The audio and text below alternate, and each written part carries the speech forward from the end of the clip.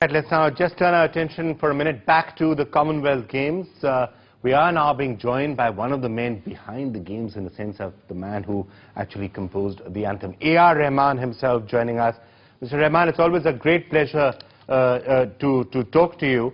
Now, did you actually enjoy the Commonwealth Games? You were telling NDTV a short while back that you did have some regrets about the anthem itself, but did you enjoy the games, and what, to your mind, were the defining moments?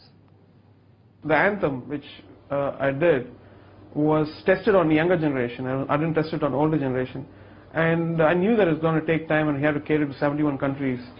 I tested on different nationalities and all the stuff. So we had a very positive reaction. But of course, some people didn't like it, and it became a huge controversy and all the stuff. But I was personally wanted to test on the day of the opening ceremony, which went great, and then I had lovely feedback from Australia, England, and all those places who had not known about the controversy. They just loved the song. So in a way, I think it served the purpose, and I was patient. And next time I should be more careful about testing it out every generation, older generation, younger generation, and classical music players. No, it is difficult to satisfy everyone, but I did try my best. And I'm sorry if you had let anybody down on this, but definitely I'm proud of that conversation, and it went well.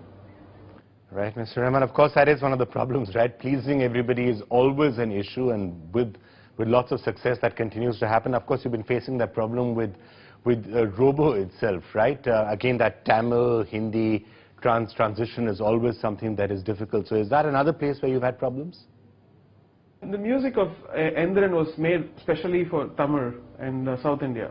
And I stopped dubbing movies from the Tamil version to Hindi version almost 10, 12 years back. But this movie was very special, that I wanted this movie to, because of the budget and the whole inclination and the whole desire for the whole team for this idea, big scientific idea, to reach all over the nation. I had to make a compromise. I had to make the dubbing, I had to okay on the dubbing. Even Ravan was made in 2 languages.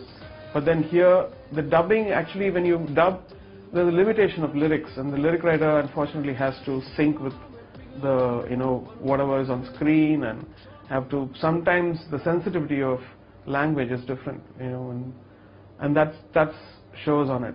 And this would probably be the last one dubbing, hopefully.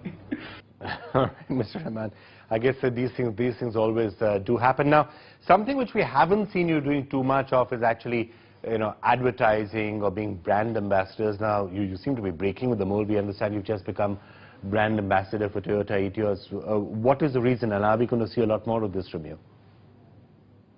As a brand, Toyota is something of a favorite to me, because I've been using those cars, and my family has been using the cars. We are big fans, and so when they came to me, it was a natural thing to go and sign up on that. And because they stand for quality and longevity and all the stuff, and since this car especially is so tuned to the Indian condition, I think it's going to be good. All right. Well, Mr. Rahman, thank you so much. As always, it's a great pleasure talking to you, and all the best with all your endeavors. Personally, I think the crowd at both the opening and the closing really enjoyed the anthem. They were all up there dancing, and certainly the foreign athletes all seem to love it. So thank you so much for joining us.